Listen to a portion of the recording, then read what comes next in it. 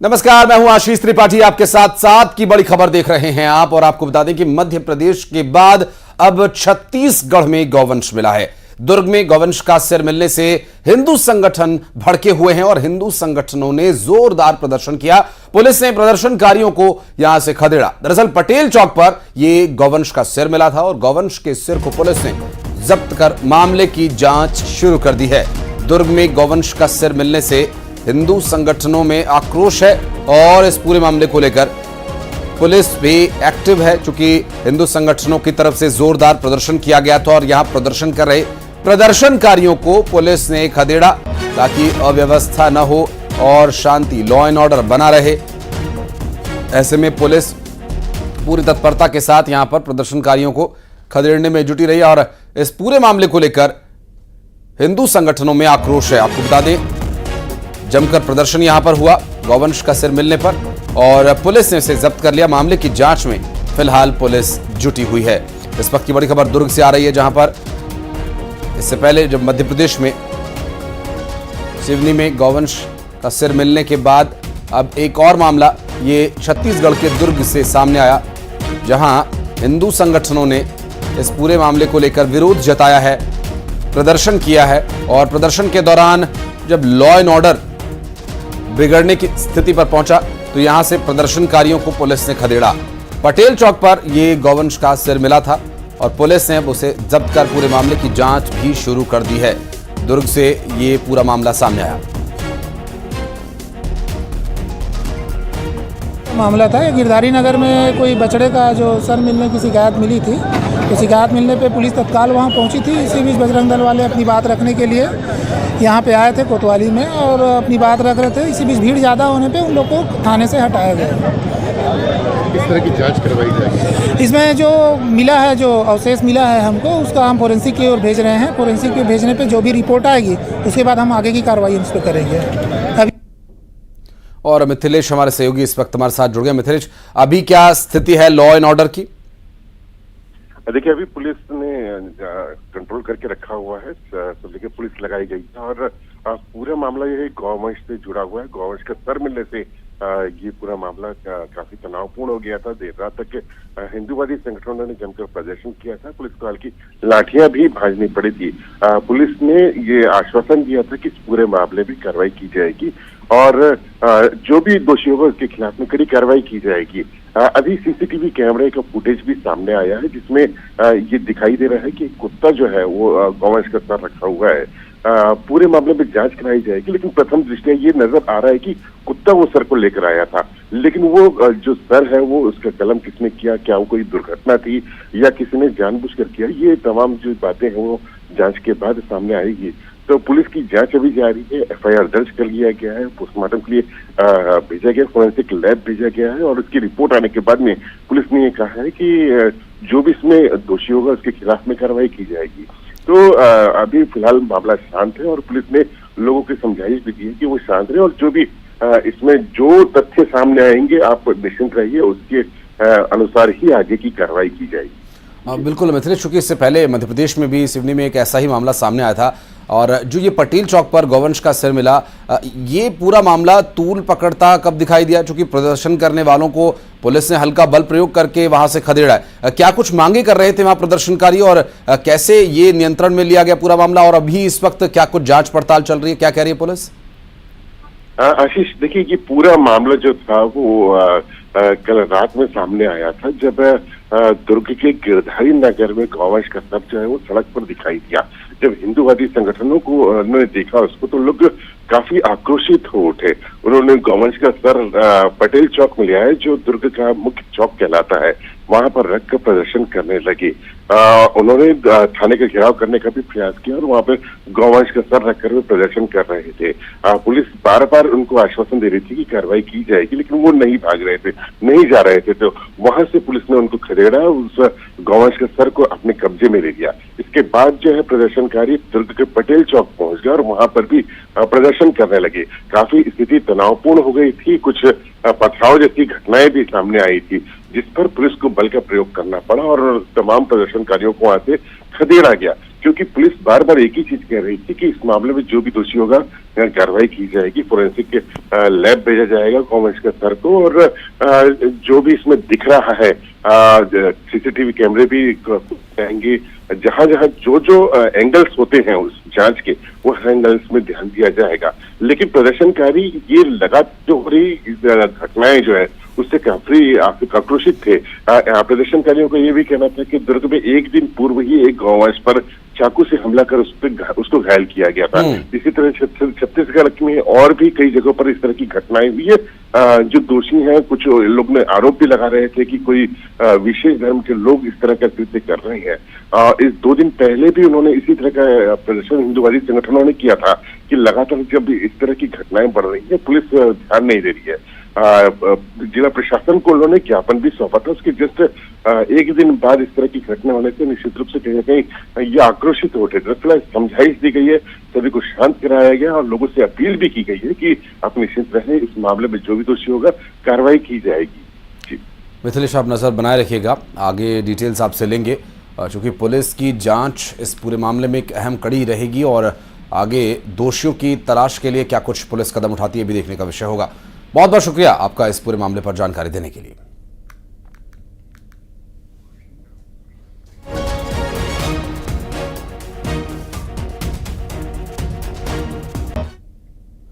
तो वहीं सिवनी गौवंश हत्याकांड मामले में एक्शन लगातार जारी है। जांच में लापरवाही बरतने पर एक्शन लिया गया और 4 पुलिस कर्मचारियों को लाइन अटैच किया गया। आपको बता दें कि सिवनी गौवंश हत्याकांड मामले में खुद मुख्यमंत्री डॉक्टर मोहन यादव नजर बनाए हुए थे इस पूरे घटनाक्रम को लेकर, और इस पूरे हत्याकांड मामले में जांच की बात जब सामने आई तो जांच में लापरवाही की बात पता चली है और लापरवाही बरतने पर एक्शन लिया गया। 4 पुलिस कर्मचारियों को लाइन अटैच किया गया है। इससे पहले हिंदू संगठनों ने इस पूरे मामले को लेकर शिकायत दी थी और इस पर सख्त कार्रवाई किए जाने की उन्होंने मांग की थी और खुद मुख्यमंत्री भी इस पूरे मामले को लेकर नजर बनाए हुए थे और सोशल मीडिया पर उन्होंने पोस्ट के माध्यम से इसमें कार्रवाई किए जाने की बात कही थी। और अब दावा ये किया जा रहा था कि जल्द ही इस पूरे मामले में दोषियों को पकड़ लिया जाएगा, दोषियों तक पुलिस के हाथ जल्द पहुंचेंगे। लेकिन पुलिस की जांच में लापरवाही की बात सामने आई है और 4 पुलिस कर्मचारियों को इसका खामियाजा भी भुगतना पड़ा, क्योंकि 4 पुलिस कर्मचारियों को अब लाइन अटैच कर दिया गया है। सिवनी में गौवंश हत्याकांड मामले में एक्शन लिया गया। बढ़ते आगे, आपको बता दें सुकमा के सिलगेर इलाके में आईईडी ब्लास्ट हुआ है और नक्सलियों ने जवानों को यहां पर निशाना बनाया। दरअसल ट्रक को निशाना बनाया गया और आईईडी ब्लास्ट किया गया और आईईडी ब्लास्ट में 2 जवान शहीद हो गए, जिसमें कोबरा 201 बटालियन के जवान विष्णु आर और शैलेंद्र की शहादत की जानकारी मिल रही है। आपको बता दें कि शहीद जवानों के ये नाम है और आईईडी ब्लास्ट में कई जवानों को चोट भी आई है। तो एक बार फिर नक्सलियों की कायराना करतूत और इस कुकृत्य का परिणाम देखिए। आईईडी जहां पर प्लांट किया गया था, एक ट्रक को निशाना बनाया गया था जो कि आर्मी का ट्रक था और इस आर्मी के ट्रक को आईईडी से उड़ाया गया और ब्लास्ट किया गया, जिसमें 2 वीर सपूतों ने अपनी शहादत दी। और सतीश टांडक हमारे सहयोगी जुड़ गए हमारे साथ। सतीश, कब की है ये घटना और क्या कुछ डिटेल्स मिल पा रही है इस बारे में? मैं आपको बता दूं कि ये घटना कल दोपहर 3 बजे की है और ये सुकमा जिला का सीमावर्ती क्षेत्र है, बीजापुर से लगा हुआ है। सिलगेर से ही जवान रवाना हुए थे पोर्टी कैंप के लिए। बीच में ही घात लगाए बैठे माओवादियों ने आईडी ब्लास्ट किया, जिसमें 2 जवान शहीद हो गए हैं। दोनों शहीद जवानों को पार्थिव शरीर जगदलपुर लाए गए हैं, जहाँ अंतिम सलामी दी जाएगी। उसके बाद जो है गृहग्राम के लिए भेजा जाएगा। अभी इस पूरे मामले में कोई जांच पड़ताल दबिश दी जा रही है, आखिर किनका ये कृत्य है और उन तक पहुंचने के लिए क्या कुछ किया जा रहा है? अभी आईडी ब्लास्ट के बाद में लगातार इलाके के जवान जो है सर्चिंग कर रहे हैं और तो देर रात तक जो है सर्चिंग अभियान जारी था। हालांकि अभी तक कुछ मिला नहीं है जवानों को, लेकिन लगातार जो है इस इलाके में सर्चिंग अभियान जारी है और पुलिस इस प्रयास में लगी हुई है कि आखिरकार किन माओवादियों का आईडी ब्लास्ट में हाथ था और उन तक पहुंचने का पुलिस प्रयास कर रही है। बिल्कुल, लेकिन सतीश, अभी इससे पहले कुछ एक आईडी ब्लास्ट हुए थे जिसमें जवानों ने कई जगह आईडी को आइडेंटिफाई कर लिया था और उन्हें डिफ्यूज किया उसके बाद कई और ऐसे प्रयास हुए, लेकिन जवानों को नुकसान नहीं पहुंचा पा रहे थे नक्सली। लेकिन यहाँ 2 वीर सपूतों को हमने खो दिया। ये आर्मी का ट्रक कहाँ के लिए जा रहा था और क्या कुछ डिटेल्स मिल पा रही हैं? जब ये पूरी घटना हुई उसके बाद से क्या कुछ एक्शन लिया जा रहा है?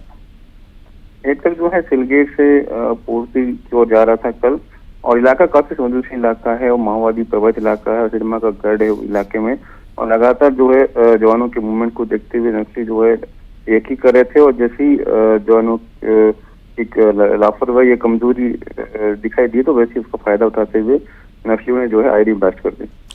और इसमें कई जवानों को चोट भी आई है सतीश, उनकी स्थिति क्या है फिलहाल? काफी जवानों को चोट है, सबकी स्थिति जो है नॉर्मल बताई जा रही है। सबका प्राथमिक इलाज मौके पे ही कर दिया गया है। आसपास कैंप है तो वहाँ पर ले जाया गया और कैंपों में प्राथमिक उपचार कर दिया गया है, और सबकी स्थिति जो है बेहतर बताई जा रही है। और अभी आर्मी की तरफ से इस पर कोई बयान, कैसे इन पर दबिश दी जाएगी, कैसे इन्हें पकड़ा जाएगा जो इसके पीछे दोषी हैं?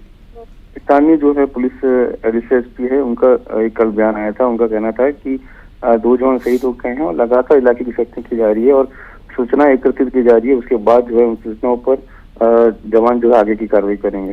और सतीश, जो तस्वीरें आपने भेजी हैं उसमें जहां पर आईडी ब्लास्ट हुआ है, इतना बड़ा वहां पर गड्ढा हुआ है, काफी इंटेंस वाला ये आईडी ब्लास्ट था, मानो जेसीबी से यहाँ पर खुदाई की गई हो।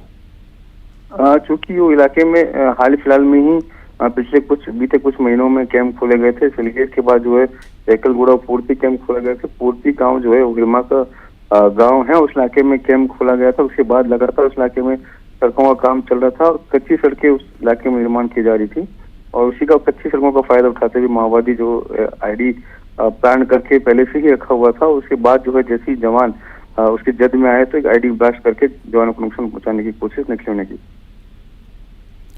शुक्रिया आपका सतीश, आप नजर बनाए रखिएगा और इस पूरे मामले पर डिटेल्स आगे आपसे लेते रहेंगे। बहुत बहुत शुक्रिया फिलहाल आपका। और अगली खबर रायसेन से, जहां पर एक अनियंत्रित शराब से भरी हुई कार पलट गई। कार सवार 2 शख्स इसमें घायल हो गए और कार पलटने के बाद शराब की वहां पर लूट मच गई। भोपाल से नर्मदापुरम ये कार जा रही थी। ओबेदुल्लागंज थाना क्षेत्र का ये पूरा मामला बताया जा रहा है, जहां एक शराब से भरी हुई कार अनियंत्रित होकर पलट गई। कार सवार 2 शख्स इसमें घायल हुए बताए जा रहे हैं और कार पलटने के बाद उसमें रखी शराब वहां पर फैल गई और वहां शराब लूटने वालों की होड़ सी मच गई। भोपाल से नर्मदापुरम जा रही इस कार का एक्सीडेंट ओबेदुल्लागंज थाना क्षेत्र में हुआ। और दिनेश यादव हमारे सहयोगी इस वक्त हमारे साथ जुड़ गए। दिनेश, कब की है ये दुर्घटना और क्या कुछ है स्थिति फिलहाल? बिल्कुल, मैं आपको बता दूंगी रात की ये घटना बताई जा रही है। यहाँ पर हाईवे से एक तेज रफ्तार यहाँ पर कार आती है और उसको लगता है कि कोई उसका पीछा कर रहा है, तो वो हाईवे से होकर यहाँ पर रेस्ट हाउस से अंदर गाड़ी यहाँ पर कार डाल देता है। इसी दौरान अनियंत्रित होकर एक कार पलट जाती है। इस दौरान बियर की जो पेटियां थी, इसमें लोगों की लूट मच गई। यहाँ पर जो लोग यहाँ से निकल रहे थे उनको लगा कि यहाँ पर कार पलट चुकी है और बियर की जो बोतल है इसमें पेटियों में रखनी है, उसको लेकर यहाँ पर लूट मच गई। इसी दौरान जब पुलिस को सूचना लगी तो अब्दुल्ला थाना प्रभारी जो है पुलिस टीम यहाँ पर मौके पर पहुंचती है और जो उसमें बियर की पेटियां होती हैं उनको यहाँ पर जब्त कर लिया जाता है। उसके बाद यहाँ पर मामले की जांच पड़ताल की जा रही है कि ये कार बताया जा रहा है भोपाल से नर्मदापुरम की ओर जा रही थी, लेकिन इसमें 2 युवक भी यहाँ पर कार में सवार थे, वो भी यहाँ पर घायल हुए, जिनका अब्दुल्ला के यहाँ पर उपचार कराया गया। लेकिन अब आगे की पड़ताल की जा रही कि जिस तरीके से कार आई थी, कहाँ से कहाँ जा रही थी, जो बियर की जो पेटियां थी वो आरोपी कहाँ से लेकर आए थे। निश्चित रूप से ये मामला तो पहले अवैध शराब से जुड़ा हुआ मामला है कि इस तरीके से यहाँ पर तस्करी यहाँ पर की जा रही थी। आशीष। दिनेश, बहुत शुक्रिया आपका इस जानकारी के लिए। और छत्तीसगढ़ बीजेपी 25 जून को आपातकाल का काला दिवस मनाएगी। दरअसल हर जिले में 25 जून को आपातकाल का काला दिवस मनाया जाएगा। रायपुर में मुख्यमंत्री विष्णुदेव साय इसमें शामिल होंगे, तो वहीं बस्तर में प्रदेश अध्यक्ष किरण सिंह देव भी शामिल होंगे। रायगढ़ में डिप्टी सीएम अरुण सावश में इसमें शामिल होंगे और बिलासपुर में डिप्टी सीएम विजय शर्मा इसमें शामिल होंगे। 25 जून को काला दिवस मनाया जाएगा क्योंकि देश में जब इमरजेंसी लगी थी उसका एक विरोध के तौर पर यह काला दिवस भारतीय जनता पार्टी मनाएगी और रायपुर में सीएम साय इस कार्यक्रम में शामिल होंगे।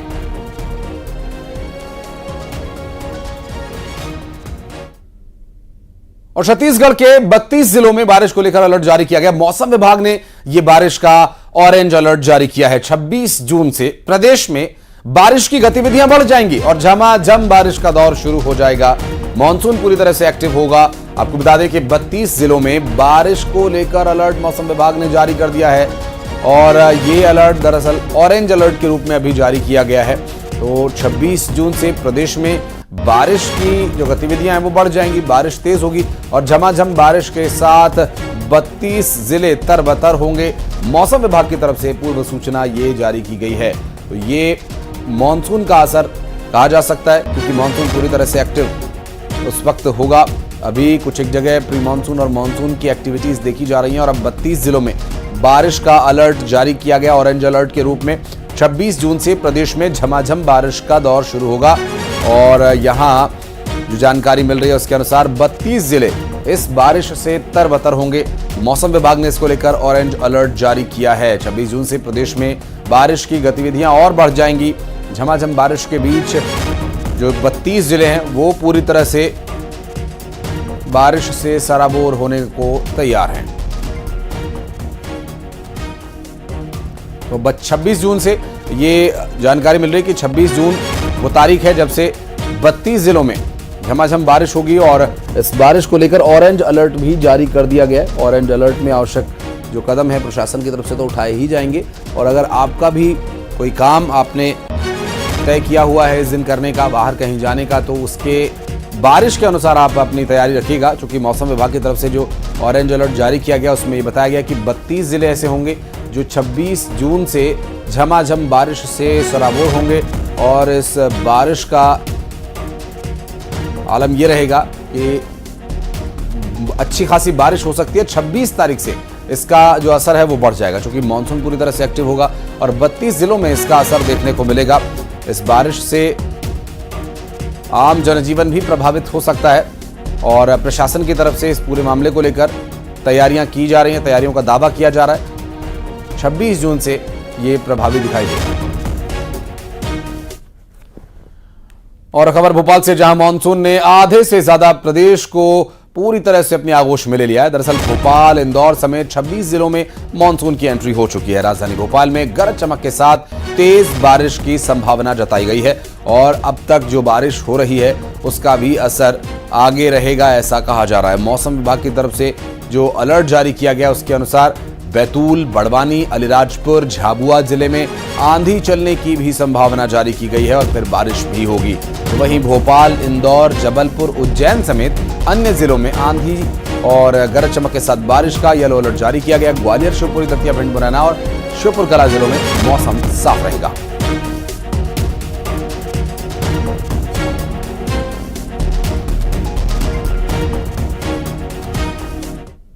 बढ़ते आगे, आपको बता दें कि मंडला जिले के नैनपुर थाना के भैंसवाही में गौकशी और गौ तस्करी के मामले में फरार 10 आरोपियों में से 2 को गिरफ्तार कर लिया गया है। पुलिस ने आसिम को बालाघाट के बैहर और आजम को मंडला के ही आमाखोह से गिरफ्तार किया है।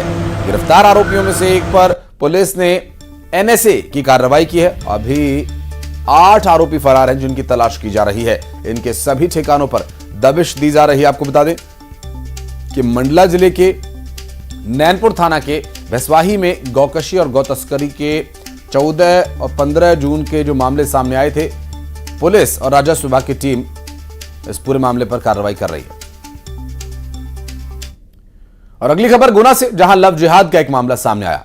सोशल मीडिया पर नाम छिपाकर, नाम बदलकर एक शख्स ने एक लड़की से दोस्ती की और इस दौरान उस शख्स ने उस लड़की को अपने प्रेम पाश में फंसा लिया। युवती का यह कहना है कि उसके साथ जबरदस्ती की गई, उसका वीडियो बनाया गया और इस बीच मोबाइल पर शख्स का असली नाम युवती ने देख लिया और कुछ फोटोज भी उसकी असलियत का खुलासा करने के लिए सामने आई। पोल खुलने के बाद शख्स ने उसे ब्लैकमेल करना शुरू कर दिया और साथ ही उस पर धर्म परिवर्तन करने का भी दबाव बनाने लगा। बढ़ते आगे, CM doctor Mohan Yadav budget पर अहम चर्चा करेंगे। दरअसल दोपहर में बजट पर अधिकारियों से चर्चा होनी है।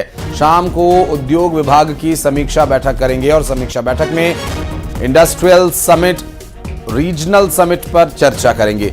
जबलपुर में रानी दुर्गावती बलिदान दिवस कार्यक्रम में वे शामिल होंगे।